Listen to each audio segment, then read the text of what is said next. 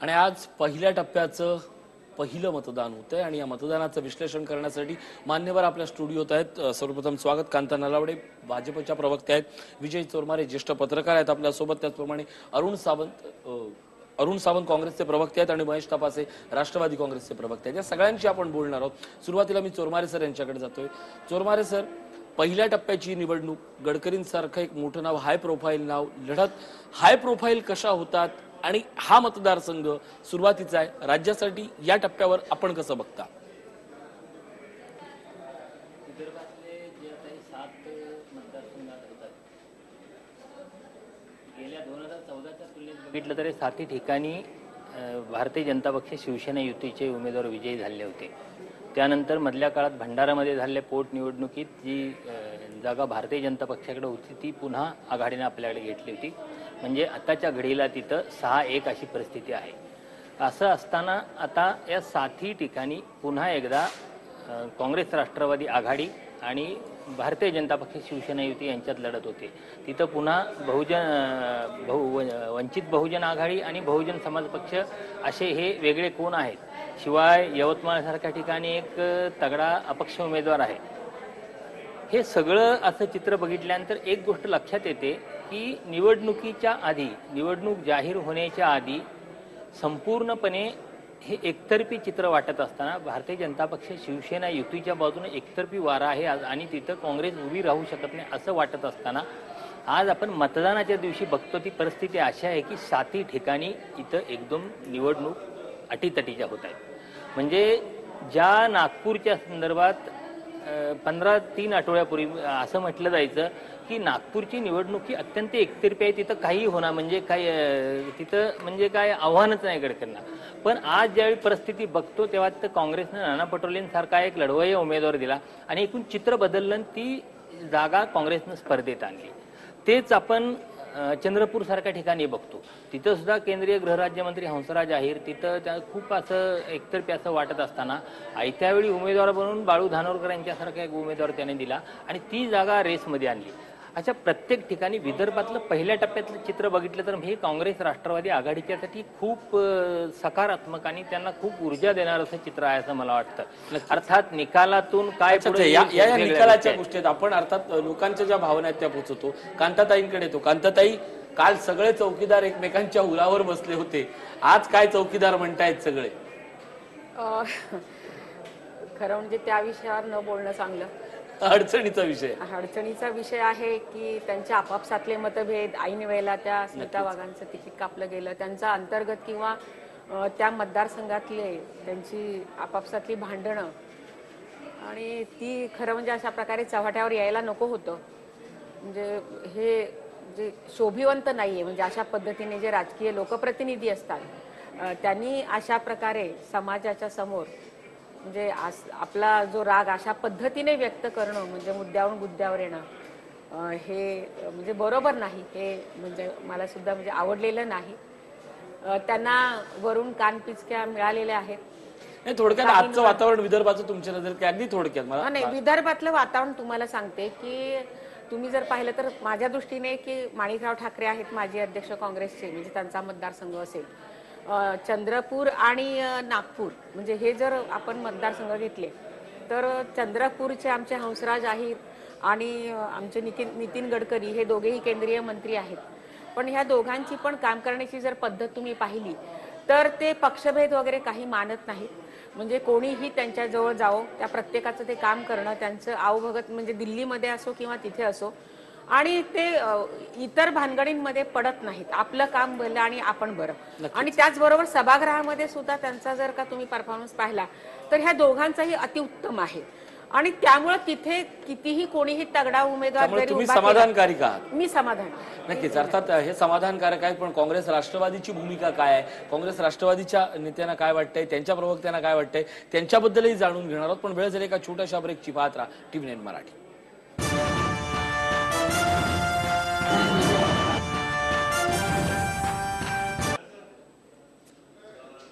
तर पहिल्या टप्प्यातील मतदान सुरू आहे आणि याच पार्श्वभूमीवर एक महत्त्वाची ब्रेकिंग बातमी हाती आली आहे ती म्हणजे भंडारा आणि गोंदिया येथे व्हीव्हीपॅट मशीन बंद पडलेलं आहे। भंडाऱ्याच्या जिजामाता प्रायमरी शाळेच्या मतदान केंद्रामधील हा सगळा प्रकार आहे। बूथ क्रमांक 114 येथील व्हीव्हीपॅट मशीन बंद पडलंय। गोंदियाच्या बूथ क्रमांक 281 येथील कंट्रोल युनिट मध्ये बिघाड झालेला आहे। आज मतदान आहे, अनेक मतदार लाईन मध्ये उभे आहेत आणि याच वेळी व्हीव्हीपॅट मशीन जे आहे ते बंद पडलेलं आहे। खरं तर यवतमाळमध्ये देखील असाच प्रॉब्लेम झाला होता। आता पुन्हा एकदा भंडाऱ्यात व्हीव्हीपॅट मशीन मध्ये बिघाड झालेला आहे। बूथ क्रमांक 281 येथील कंट्रोल रूम मध्ये युनिट मध्ये बिघाड झालाय। आमचे प्रतिनिधी अनिल आकरे आपल्यासोबत आहेत। अनिल, नेमकं काय झालंय? मशीन किती वेळेत पर्यायी मशीन पोहोचणार आहेत?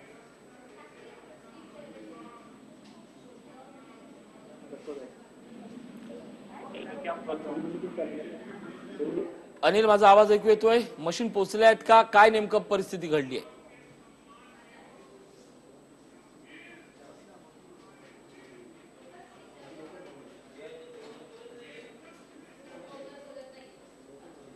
प्रतिनिधींशी संपर्क होऊ शकत नाहीये, परंतु याविषयीचे अपडेट्स आम्ही तुमच्यापर्यंत लवकरच पोहोचणार आहोत। भंडारातली सध्या ही बातमी आहे की व्हीव्हीपॅट मशीन मध्ये बिघाड झालेला आहे। गोंदियात बूथ क्रमांक 281 येथील कंट्रोल युनिट मध्ये बिघाड झालेला आहे। तर गोंदियात हा कंट्रोल युनिट मध्ये बिघाड झालेला आहे, त्यामुळे आता पर्यायी मशीन्स कधी पोहोचतील, नेमक्या या प्रक्रियेला आता किती उशीर होणार आहे याकडे आपलं सर्वांचं लक्ष लागणारच आहे आणि याविषयीची लहानात लहान अपडेट आम्ही तुमच्यापर्यंत पोहोचवतच राहणार आहोत।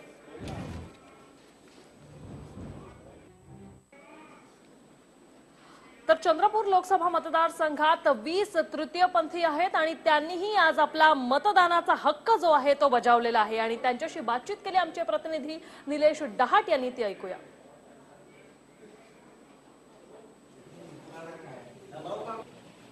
चंद्रपूर लोकसभामध्ये मतदान प्रक्रिया पार पडत असून या मतदान प्रक्रियेमध्ये चंद्रपूर जिल्ह्यात लोकसभामध्ये अगर बघितलं गेलं तर 19,04,032 इतके मतदार आहेत। त्याच्यातच 20 हे तृतीयपंथी आहे।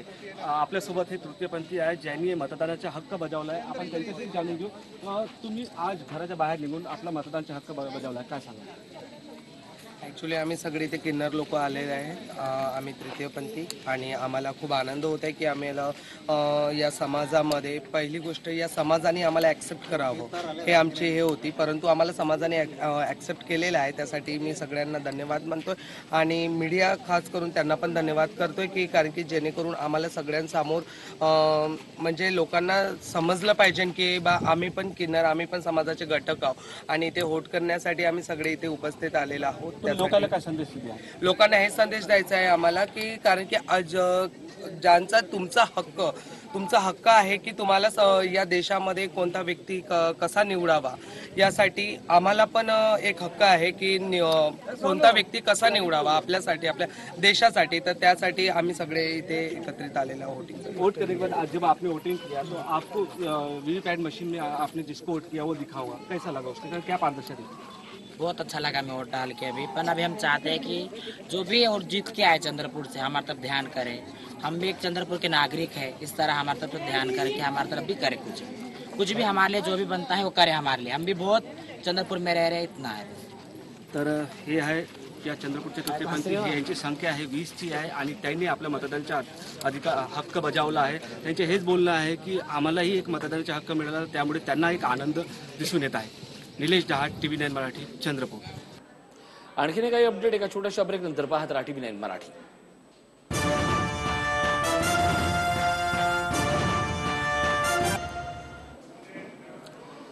लोकसभेच्या रणसंग्रामातला पहिला टप्पा पाहतोय आपण TV9 मराठीवर आणि सुरुवात अर्थातच चंद्रपूरच्या बातमीनं। चंद्रपूरमध्ये उन्हाचा पारा आता वाढला असून प्रशासनाकडनं विशेष काळजी घेण्यात येते। मतदान केंद्राच्या बाहेर तंबू टाकण्यात आलेले आहेत आणि या सगळ्याचा आढावा घेतला आमचे प्रतिनिधी निलेश डहाट यांनी। कशा प्रकारे उन्हाच्या झळा बसू नये म्हणून प्रत्येक नागरिक जो आहे तो विशेष काळजी घेतोय, परंतु एवढ्या उन्हातही मतदानाचा हक्क बजावायला मात्र येत आहेत। चंद्रपूर जिल्ह्याचा तापमान हा सर्वाधिक मानला जातो आणि चंद्रपूर जिल्ह्याचे तापमान 43.8 इतका मोजला गेला आहे आणि अशातच आज चंद्रपूर लोकसभेसाठी मतदान होत आहे। या मतदानासाठी जे प्रशासन आहे याने जय्यत केली आहे। या ठिकाणी आपण बघू शकतो की हे मंडप उभारण्यात आले आहे मतदान केंद्रामध्ये, कारण की जे मतदार आहेत लाईनीत लागले आहेत, त्या लाईनीत लागलेलं ते उन्हात उभे न राहावं त्यासाठी हे विशेष सोय केली आहे। आणि मेन महत्त्वाची बाब म्हणजे की तापमान जास्त असल्यामुळे लोकांना तहान देखील मोठ्या प्रमाणात लागते, म्हणून पाण्याची व्यवस्था देखील या ठिकाणी करण्यात आली आहे। विशेष खबरदारी म्हणून ॲम्ब्युलन्सची देखील या ठिकाणी व्यवस्था करण्यात आली आहे, कारण की हा जो तापमान आहे या इतक्या तापमानामध्ये लोक प्रचंड संख्येने या ठिकाणी मतदान करायला येत आहे आणि त्या प्रसिद्धात पाहून या ठिकाणी ही जय्यत तयारी दिसून आली आहे। निलेश डहाट, TV9 मराठी, चंद्रपूर। तर उन्हाच्या झळा ज्या आहेत त्या आता मोठ्या प्रमाणात जाणवू लागल्यात आणि चंद्रपुरात खासकर उन्हाचा पारा जो आहे तो चांगलाच वाढलेला आहे, परंतु एवढ्या रणरणत्या उन्हात देखील नागरिक मतदानाचा हक्क बजावायला येत आहेत। आपण दृश्यांद्वारे पाहू शकतो।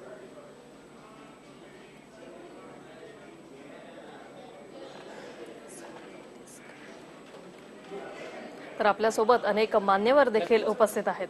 आपल्यासोबत आहेत काँग्रेसचे अरुण सावंत। सावंत साहेब, हा सगळा उन्हाचा तडाखा पाहतोय, लोकांचा उत्साह पाहतोय, काय प्रतिक्रिया आहे तुमची? कसा यावेळी प्रचार दिसला तुम्हाला विदर्भात आणि विशेषतः काँग्रेसची ताकद कशी वाढल्याचं चित्र दिसलं? विदर्भामध्ये 60 ठिकाणी जे काही मतदान चालू आहे तिथे लोकांमध्ये तर अतिशय चांगला उत्साह दिसतोय आणि विकासाच्या नावावरती मतदान सुद्धा होते असं नेते म्हणतात, नेते मंडळी म्हणतात। परंतु जर 5 वर्षांचा विचार केला तर कोणता विकास झाला हा सुद्धा प्रश्न आता लोकांसमोर पडलेला आहे। आपण जर पाहाल तर आदिवासी विकास खरोखरच खुंटले, त्याच्यामध्ये वाढ होण्याची गरज आहे।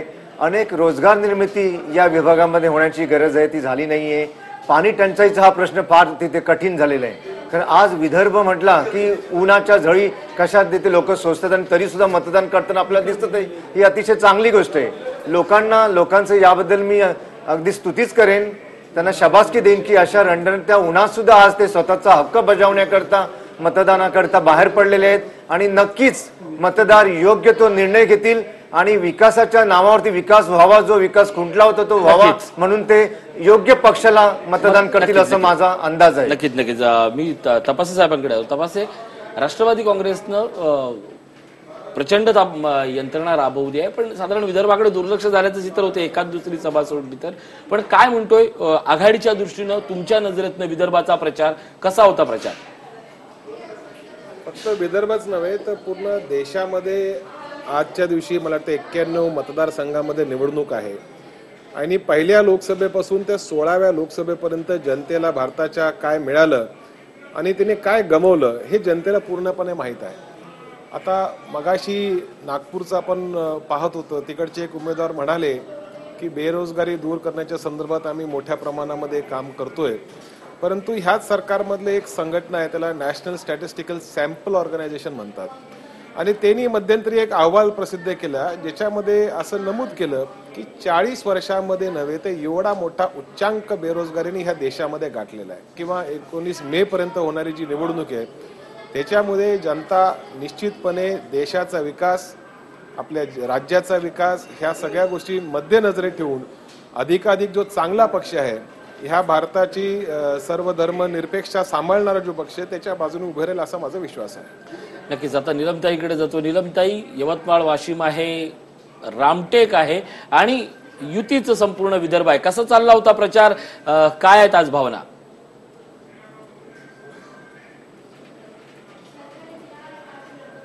आपल्याला जेवढं अपेक्षित तेवढं मतदान झालं नाहीये, परंतु मला असं वाटतं की हळूहळू वेळ पण वाढवलेली आहे निवडणूक आयोगाने आणि प्रत्येक ठिकाणी तुमचे जे शॉर्ट्स दिसत आहेत वेगवेगळ्या वाहिन्यांवरती ते काही अगदी सगळे कमिटेड वोटर्स नाही आहेत, सर्वसामान्य मतदार सुद्धा मतदानासाठी उतरलेला आहे। त्यामुळे सगळ्यात प्रथम मी मतदारांना शुभेच्छा देते आणि ज्या ठिकाणी उमेदवार परिचित आहेत त्या ठिकाणी निश्चितपणाने लोकांना मतदानाचा उत्साह आपल्याला दिसून येतो।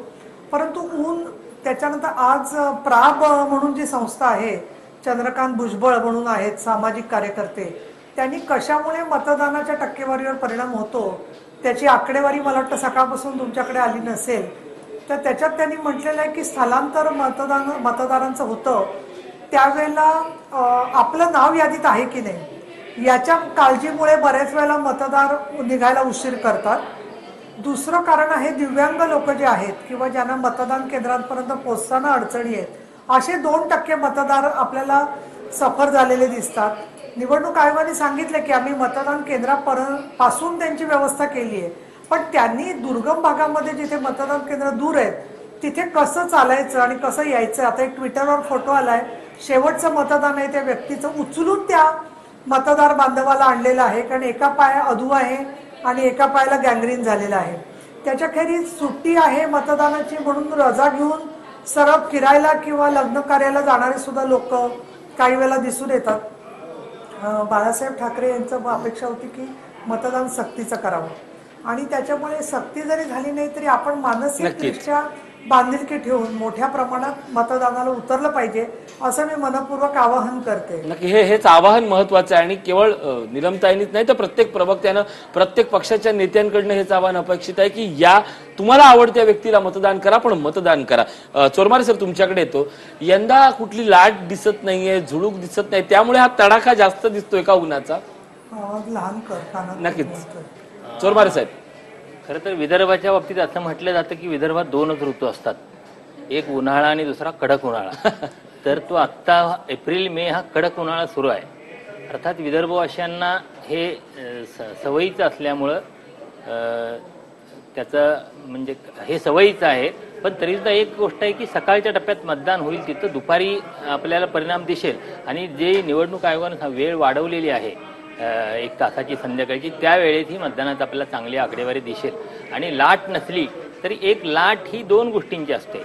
ज्या एखाद्या नेत्याची जशी गेल्या वेळी नरेंद्र मोदी या नावाची लाट होती आणि त्या लाटेत प्रचंड सगळं भारत प्रभावित होता, त्या लाटेत झालेलं मतदान असतं. आणि दुसरी लाट असते जी लाट दिसत नसते, ती लाट असते सत्ताधाऱ्यांच्या विरोधाची असंतोषाची. तर यावेळी अशी कुठली लाट म्हणजे वरवर दिसत नाही. पण आपण ग्रामीण भागात जर बघितलं तर ग्रामीण भागात एक सुप्त अशी एक वेगळी अस्वस्थतेची लाट आहे आणि ती लाट कशा पद्धतीनं व्यक्त होते, ते मतदार कशा रीतीने व्यक्त होत आहेत त्यावर मला वाटतं खूप काही ठिकाणी आश्चर्यकारक निकाल लागतील. आश्चर्यकारक निकालाचा मुद्दा आलाय म्हणून मी सावंतांकडे जातो. सावंत, खरं तर 60 वर्षात काही केलंच नाही, काहीच झालं नाही आणि त्याच्या विरुद्ध आता काहीच केलं नाही संधी देऊन अशी एक लढाई दिसली आणि त्याचा मतदारांमध्ये रोष दिसतो किंवा त्याच्याबद्दलच्या वादविवाद हे समाज माध्यमांमध्ये दिसला. तुमच्या नजरेतनं यावेळेचा प्रचार कसा दिसला तुम्हाला? आमची पार्टी जेव्हा प्रचार करत होती तेव्हा आम्ही पूर्णपणे जे काही गेल्या 5 वर्षात घडलं नाही ते आम्ही करून दाखवू आणि 60 वर्ष आम्ही ते केलं होतं. पण तो मध्यंतरी एक असा हा काळ आला की ज्या काळामध्ये काही विशिष्ट पक्षांनी मोठमोठी आश्वासनं जनतेच्या समोर उभी केली, मोठमोठं चित्र उभं केलं, त्या चित्राला जनता भुलली गेली. ज्याप्रमाणे आता चोरमारे सरांनी सांगितलं की 2 प्रकारच्या लाट असतात. एक सुप्त लाट मनामध्ये एक दडली असते जी त्या सत्ताधाऱ्यांच्या विरोधात असते आणि एक लाट जी असते ती काही नवीन आश्वासनांवरती अवलंबून असते. तर यावेळची जी लाट असेल ती जनतेच्या मनामध्ये एक सुप्त दडून बसली की ज्या गोष्टी जे त्रास जे अवहेलना त्यांनी गेल्या 5 वर्षात भोगली त्याच्या विरोधातली लाट आता आम्हाला दिसून येईल. हेच आम्ही प्रचार करताना आम्हाला दिसून येत होतं. नक्कीच सुप्त लाट हा विषय आला म्हणून थेट मतदारसंघाचं नाव घेतो. नागपूरमध्ये सुप्त लाटेची फार चर्चा आहे. पत्रकारांमध्ये राजकीय वर्तुळात कुजबूज सुरू झाली आहे की नाना पटोले यांनी निर्माण केलेली लोकांचा नेता. हंसराज अहिर यांची प्रतिक्रिया आहे, त्याआधी त्या प्रतिक्रियाकडे बोलूया.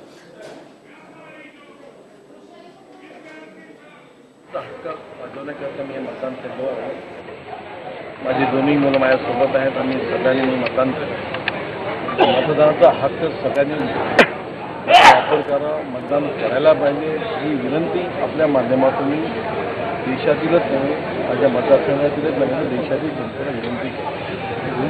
अतिशय महत्त्वाचं हे पर्व आहे आणि लोकशाहीच्या देशामध्ये मतदानाचा वापर केला पाहिजे. म्हणून मी इथून निघाल्याबरोबर दर्शन घेतलं. माता महाकालीचं मी मतदानाला आलो. मी विनंती केली जनतेला की मतदान सरसकट लोकांनी मतदान करावं. भैया, आपण विजयाप्रती किती आश्वस्त आहात? जनतेने मला 4दा विजयी केलेला आहे. जनतेचा आशीर्वाद यापूर्वी मला मिळाला. मी पहिल्यांदा विजयी होत नाही म्हणून जनतेने मला बघितलेला आहे. विश्वास आहे की मला आशीर्वाद. हिंदी में कॉमन हिंदी ब्रेकवर जाण्यापूर्वी बोलत होतो की सुप्त लाट या दिसत नाही. कांताताईंना विचारणार होतो, पण आधी तुम्हाला आवर्जून विचारतो. हंसराज अहिर आणि नितीन गडकरी यांच्या विरोधात, म्हणजे हंसराज अहिर यांच्या विरोधात धानोरकर उभे असणे हे शिवसेनेतनं बंडखोरी प्रस्थापित असूनही त्यांनी विस्थापित होण्याची केलेली भूमिका, तीच गोष्ट नाना पटोलेंची. चांगलं काही होत असताना नाही, आता विरोध मोठा का ठरतोय? विरोधाचा आवाज केंद्रीय मंत्र्यांच्या विरोधात मोठा होणं, ही अस्वस्थता तुमच्या नजरेतनं कशी दिसते? अस्वस्थता ही विरोधी पक्षांच्या नेत्यांमध्ये किंवा ग्रामीण भागातल्या जनतेमध्ये अशी परिस्थिती नाहीये. अस्वस्थता सत्ताधारी पक्षाच्या लोकांमध्ये देखील आहे. आणि मोदी मंत्रिमंडळामध्ये जे काही मंत्री होते त्याच्यामध्ये गडकरी साहेब एकमेव असे मंत्री आहेत जे फार काही जुमलेबाजी करत नाही आणि खऱ्याला खरं म्हणणारे ते मंत्री आहेत. त्याच्याबद्दल सर्व पक्षातल्या लोकांना आदर देखील आहे. परंतु जसं चोरमारे साहेब आता म्हणाले की जनतेमध्ये जी सुप्त लाट आहे, आता ही सुप्त लाट कशा संदर्भात आहे की महाराष्ट्रामध्ये जे शेतकरी त्यांची आत्महत्याचं प्रमाण काही कमी झालेलं नाही. त्यांच्यावर कर्जाचं डोंगर त्या ठिकाणी उभारलेलं आहे. महाराष्ट्र सरकारने जी कर्जमाफी जाहीर केली त्याचा थेट फायदा लोकांपर्यंत पोहोचू शकला नाही. अशा अनेक प्रश्नांवर लोकांच्या मनामध्ये एक सुप्त लाट निर्माण झालेली आहे आणि त्याचा फटका जर दिग्गजांना बसला तर मला काय त्याच्यामध्ये वेगळं वाटणार नाही. नक्कीच हा फटका दिसताय. फक्त एकच महत्वाची बातमी येते आपल्यापर्यंत, नागपूरहून बातमी येते, पाहूयात. जसं आता तुम्ही म्हणालात की नागपूरमध्ये एक सुप्त लाट आहे, त्याच नागपूरमध्ये 11 वाजेपर्यंत 20% मतदान झालं. ही लाट कोणाची आहे हे तर आपल्याला 23 मेला कळणारच आहे, परंतु सर्वात जास्त ते म्हणजे 20% मतदान हे नागपूरमध्ये झालंय. यवतमाळच्या वाशिम लोकसभा मतदारसंघात आतापर्यंत 12% मतदान झाल्याचं समोर आलेलं आहे, परंतु नागपूरमध्ये सर्वात जास्त म्हणजे 11 वाजेपर्यंत 20% मतदान झालेलं आहे. आणि यवतमाळच्या वाशिम लोकसभा मतदारसंघात आता 11 वाजेपर्यंत 12% मतदान झालंय. गजानन उमाटे आमचे प्रतिनिधी आपल्या सोबत आहेत. गजानन, 20% मतदानाचा आकडा येतोय, काय आहे आकडेवारी तपशील? नागपूर संपूर्ण विदर्भात कडाक्याचा उन्हाळा आहे, त्यामुळे जास्तीत जास्त लोक जे आहेत ते सकाळी मतदानाला घराबाहेर पडले. 7 वाजता मतदानाची प्रक्रिया सुरू झाली. आपण जे व्हिज्युअल्समध्ये सापडतो सकाळपासून मोठ्या संख्येनं ज्येष्ठ नागरिक, काही तरुण महिला मतदानाला गेल्या. त्यामुळे जवळपास 11-11:30 वाजेपर्यंत 20% मतदान जे आहे ते झालेलं आहे. आणि आता दुपारच्या वेळेस गर्दी कमी असणार, जेव्हा ऊन कमी होईल तेव्हा पुन्हा गर्दी वाढेल. पण सकाळपर्यंत समाधानकारक मतदान जे आहे ते झालेलं आहे. जी जनजागृती इलेक्शन कमिशनकडनं करण्यात आली होती, सर्वांनी घराच्या बाहेर पडावं आणि मतदान करावं, त्याला प्रतिसाद देत नागपुरातले तरुण जे आहेत, महिला ज्या आहेत त्या रस्त्यावर आल्या, मतदान केंद्रात गेल्या आणि सकाळपर्यंत जे आहे ते नंतर 11:30 वाजेपर्यंत 11-11:30 20% मतदान झालेलं आहे. आणि आणखी मतदानाची प्रक्रिया जी आहे ती सुरू आहे. लोक रांगेत आहेत, मतदान करतायत. नक्कीच धन्यवाद या सगळ्या महत्वाच्या माहितीबद्दल. पुन्हा एकदा कांताताईंकडे जातो. कांताताई, 20% पर्यंत मतदान झालेलं आहे. ज्या मुद्द्यावर आपण येत होतो की नाना पटोलेंच्या बाजूने एक फार मोठा वर्ग वळलाय. खरं तर ही हाय प्रोफाईल निवडणूक आधी झाली का? कारण गडकरींबद्दल प्रचंड जनमत होतं, पण शेतकऱ्यांचा आवाज आणि शहर सुधारणांबद्दल उठवलेला आवाज, ह्या गोष्टी नाना पटोलेंना दिसल्या आणि अचानक ही निवडणूक हाय प्रोफाईल झाली. तुम्हाला काय वाटतंय नागपूरबद्दल? नाही, ही निवडणूक तुम्ही ज्या अर्थाने म्हणताय हाय प्रोफाईल झाली, मला असं वाटतं की या ठिकाणी आपण जर पाहिलं, मुळातच विदर्भामध्ये जातीय राजकारण फार मोठ्या प्रमाणामध्ये केलं जातं. आणि नागपूरमध्ये सुद्धा जर आपण पाहिलं, तेली असतील, कुणबी असतील किंवा मराठा असतील, आणि या राजकारण म्हणजे काँग्रेसने तसं जर पाहायला केलं तर नाना पटोलेंनी जातीय राजकारणाला जास्त खतपाणी या निवडणुकीमध्ये घातलेले दिसतंय. आणि की त्या समाजाला की मी तुमच्या समाजाचा आहे. आणि मुळात खरं म्हणजे नितीन गडकरींवर कोणी असा आरोपच करू शकत नाही की त्यांनी त्यांच्या मतदारसंघात, त्यांनी देशभरामध्ये केलं तर त्यांच्या मतदारसंघात काम का केलं नसेल, की म्हणजे नागपूरमध्ये पण सुशोभीकरण त्यांनी केलेलं आहे.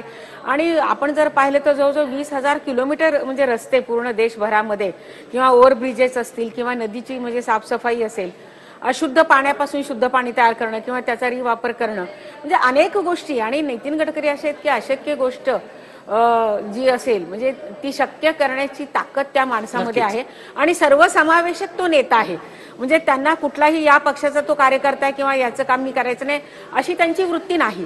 ते सर्वांना बरोबर म्हणजे स्वागत करतात, सर्वांचं प्रत्येकाची ते कामं करतात आणि ते तशी कोणावर टीका टिप्पणी करत नाहीत, कोणाच्या ते भानगडीमध्ये पडत नाही. आणि त्यामुळे मला असं वाटत नाही की निलमताईंकडे जातोय. निलमताई, एकीकडे नागपूरच्या उदाहरणाचा विचार करून विरोधकांनी डीएमके पॅटर्न येईल, डीएमके पॅटर्नची एक नवीन समीकरण बांधतायत. शिवसेनेनं असं केलं की खा नवा की बा नवा म्हणून टीका करायची आणि आपण केलं की ध्रुवीकरण ते डीएमके पॅटर्न. तुम्हाला काय वाटतं या सगळ्या जातीय राजकारणाचं आणि विदर्भाच्या या सगळ्या पहिल्या टप्प्यातलं? खान हवा का बाण हवा हे काय आम्ही आमच्या प्रचारातलं स्लोगन नाहीये. ती टीका होते तुमच्यावर परभणी आणि अनेक भागामध्ये. टीका म्हणजे असं जनतेमधून कोण काय प्रचार करत असेल तर ते आम्ही त्याला किती नियंत्रित करणार याला मर्यादा आहे त्याच्यामध्ये जे आहे ते. त्यामुळे मी आधी पहिल्यांदा अगदी पूर्णपणाने निसंदिग्धपणे सांगते की शिवसेनेनी असं आमच्या नेत्यांनी किंवा आमच्या प्रमुख लोकांनी किंवा कुठे वचननाम्यामध्ये असा प्रचार कुठेच केलेला नाहीये. पहिला मुद्दा. आम्हाला मुस्लिम समाज पण मतदान करतोच. एक. दुसरा प्रश्न मला असं वाटतं की वैयक्तिक कोणाबद्दल बोलायचं नाहीये, परंतु भारतीय जनता पक्षामध्ये काही कारणामुळे जे लोक नाराज झाले, असं होतं की सत्ता आल्यावरती खूप प्रत्येकाच्या मोठ्या अपेक्षा असतात आणि त्या अपेक्षा निश्चितपणाने सत्तेमधल्या सहभागाबद्दलच्या असतात आणि त्याच्यामध्ये त्या पूर्ण न झाल्यामुळे त्यांनी काही भूमिका वेगळी घेतली. खरं तर भंडारा लोकसभा मतदारसंघाच्याच वेळेला नाना पटोलेंना तिथली जागा मिळाली असती तर बरंचसं चित्र स्पष्ट होऊन गेलं असतं, परंतु स्वतःचा मतदारसंघ सोडून ते नागपूरला आले. बरं आले, आता चुरस जी काही दिसतीये मला अजिबात मान्य नाहीये की सुप्त लाट आणि उघड लाट. सुप्त लाट असते ती कधीही मतपेटीमध्ये दिसते तरच त्याला सुप्त लाट म्हणता येतं. काही प्रमाणात प्रत्येक पक्षाशी संबंधित कमिटेड व्होटर असतो, जसा काही थोडाफार व्होटर जो आहे, मतदार जो आहे तो काँग्रेस किंवा एनसीपीचा पण मतदार स्वतःचा असू शकतो. त्यांचं काहीतरी म्हणणं जे असेल त्यानुसार फक्त सगळं जे घडलेलं आहे तशी ती लाट आहे म्हणणं वगैरे, म्हणजे मला असं वाटतं लोकांची दिशाभूल होते आहे. आणि आम्ही जातीय प्रचार केला तर नागपूर असेल, नाहीतर अमरावती असेल किंवा आता रामटेक असेल किंवा बाकी मतदारसंघांच्या मध्ये भावना गवळींच्या इथे असेल, शेवटी लोकांच्या मध्ये काही वेगवेगळ्या प्रकारचे शहप्रतिशय असतात, परंतु स्वतः उमेदवार विशेषतः नागपूरला हे पण मी त्याला शब्द असा देईन, एक क्षणात सांगेन की पॉलिटिक्स ऑफ एक्सक्लुजन, म्हणजे अमक्या जातीचा माणूस निवडून येता कामा नये. हे किती भयंकर आहे अमुक पद्धतीने करणं असं जे आहे ते. आणि हेच जे मोठे नेते आहेत राज्यस्तरावरचे, राष्ट्रीय स्तरावरचे, एनसीपीचे खास करून, हे बोलताना देवेंद्र फडणवीस आणि पूर्वी जोशी महाजनांबद्दल हेच बोलत होते जाहीरपणाने की तुम्हाला जोशी महाजन पाहिजेत का. फडणवीसांची जात 100 वेळेला लोक काढतात आणि आज स्वतःच्या जातीच्या नावावर मतं मागतात. म्हणजे काय, मला फार भयंकर सगळ्या गोष्ट वाटते. दुसरा मी अगदी खूप मोठे नेते आहेत. निलमताई, हा मुद्दा दुसऱ्या आणि तिसऱ्या टप्प्यात यापेक्षाही विस्तृत होणार आहे. दुसऱ्या आणि तिसऱ्या टप्प्यात यापेक्षाही विस्तृत होणार आहे. म्हणूनच आपण आज या मुद्द्याला आधी तोंड उघडलंय. मला वाटतं राजकीय पक्षांनीच आता प्रबोधन करावं आणि त्याची सुरुवात उमेदवार निवडीपासून केली तर मतदारही त्याबद्दल जागृत होतील. हा सगळ्यात महत्वाचा मुद्दा आहे. आपण ही चर्चा अशीच सुरू ठेवणार आहोत. एक छोटासा ब्रेक घेतोय. महाराष्ट्रातल्या 7ही जागांचे अपडेट, देशातल्या 91 जागांचे अपडेट आम्ही तुमच्यापर्यंत पोहोचवतोय. एक छोटासा ब्रेक घेतोय. पाहत राहा TV9 मराठी.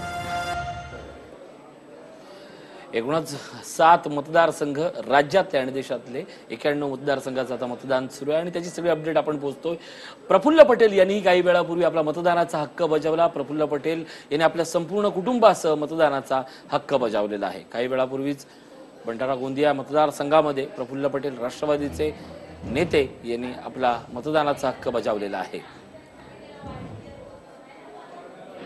2018च्या पोटनिवडणुकीपेक्षा फार जास्त अधिक मतानं 19च्या या सार्वत्रिक निवडणुकीमध्ये भंडारा गोंदिया लोकसभाची सीट आम्ही जिंकून आणणार आणि 2014मध्ये जे झालेली चूक लोकांना दुरुस्त करायची आहे असा सर्वीकडच्या वातावरण आम्हाला दिसून आलेलं आहे. फार मोठी चूक जे लोकांनी ती झाली होती.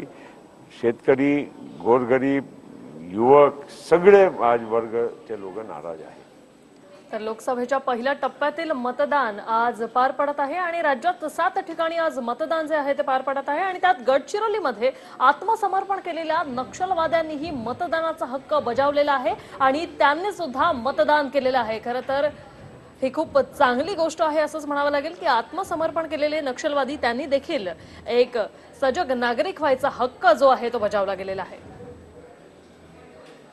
गडचिरोली चिमूर लोकसभा निर्वाचन क्षेत्रात 6 विधानसभा क्षेत्र येतात। यात 4 विधानसभा क्षेत्र अतिसंवेदनशील व नक्षलग्रस्त भाग म्हणून ओळखल्या जातात। या भागात म्हणजे कडक पोलीस बंदोबस्त लावण्यात आलेला आहे आणि निवडणूक जेव्हा जाहीर झाली तेव्हापासून माओवाद्यांनी एक बहिष्कार टाकला होता। छत्तीसगड म्हणा किंवा गडचिरोली म्हणा या भागात माओवाद्यांनी बहिष्कार टाकून म्हणजे पत्रके व बॅनर लावले होते की म्हणजे मतदान करू नये। एवढा बहिष्कार असताना सुद्धा म्हणजे एक मतदारात किंवा नागरिकात एक जागरूकता आहे आणि गडचिरोली जिल्हाधिकारी शेखर सिंग आणि पोलीस अधीक्षक शैलेश बलकवडे यांच्या प्रयत्नाने म्हणजे एक चांगल्या पद्धतीने इथे नियोजन करण्यात आलेलं आहे। आपण बघू शकतो की हे मतदान केंद्र आहे आणि अतिसंवेदनशील भागातला मतदान केंद्र आहे। तर या मतदान केंद्रावर ज्या प्रकारे मतदार उभे आहेत आणि या बाजूला आपण बघू शकतो की म्हणजे एक व्हीलचेअर आहे जे म्हातारे मतदार आहेत यांच्यासाठी। आणि आता आपल्या सोबत आहेत म्हणजे माओवाद्यांनी बहिष्कार केल्यानंतर आत्मसमर्पण माओवादी जे आहेत ते निवडणूक म्हणजे मतदान केलेले आहेत। हे आहेत आत्मसमर्पण माओवादी आणि यांनी मतदान केले आहे, लोकशाहीचे हक्क बजावला आहे। बघू शकतो की म्हणजे माओवाद्यांनी विरोध केल्यानंतर सुद्धा नागरिक मतदार किंवा आत्मसमर्पण माओवादी जो आहे ते पण मतदान केले आहे आणि आपला हक्क राजीखुशीने बजावला आहे आणि यांची एक अपेक्षा आहे की चांगली सरकार सत्तेत यावी आणि जनतेसाठी काहीतरी करावं। कॅमेरामॅन सतीश कुमार सोबत रणबीर फाळ, TV9। गडचिरोलीसह विदर्भातली ज्यावेळी या कडक उन्हाळ्यातली नक्षलवाद्यांचं आत्मसमर्पण केलेल्या नक्षलवाद्यांची अशी दृश्य येतात तेव्हा मनाला एक झळाळ येते की खरंच या देशातल्या लोकशाहीवर प्रत्येकाने विश्वास ठेवलाच पाहिजे आणि ते लोक ठेवतायत। अशाच बातम्या घेऊन येतो, एक छोटासा ब्रेक घेतोय। पाहत राहा TV9 मराठी। हा व्हिडिओ तुम्हाला आवडला असेल तर असे आणखी व्हिडिओ पाहण्यासाठी TV9चं YouTube चॅनल सबस्क्राइब करा, बेल बटन दाबा। ताज्या घडामोडींसाठी लॉग ऑन करा tv9marathi.com।